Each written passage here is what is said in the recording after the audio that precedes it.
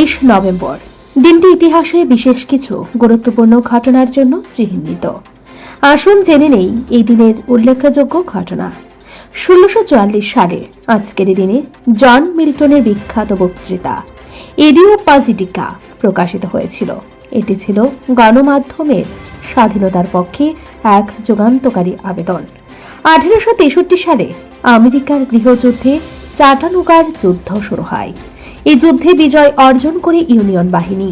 1924 সালে Edwin Hubble ঘোষণা করেন যে অ্যান্ড্রোমেডা একটি ছায়াপথ যা আমাদের মহাবিশ্ব সম্পর্কে ধারণা পরিবর্তন করে দেয়।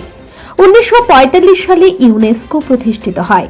শিক্ষা, বিজ্ঞান ও সাংস্কৃতিক উন্নয়নের জন্য এই সংস্থাটি গুরুত্বপূর্ণ ভূমিকা পালন করে।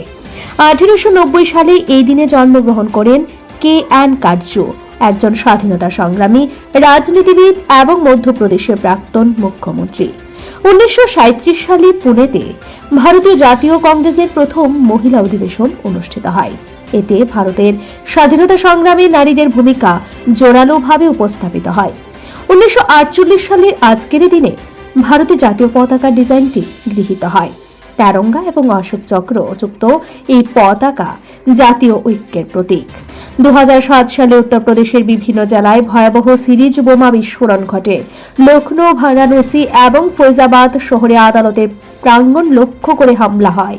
2008 সালে চন্দ্রযান-1 চাঁদের পৃষ্ঠে জলের অণু খুঁজে পায়। এটি ভারতের মহাকাশ গবেষণার ক্ষেত্রে এক যুগান্তকারী সাফল্য। এই ছিল 23 নভেম্বর ইতিহাসের উল্লেখযোগ্য ঘটনা। পরবর্তী দিনের ঘটনাগুলির জন্য আমাদের সঙ্গে থাকুন। ব্যুরো রিপোর্ট, সিদ্ধি নেটওয়ার্ক।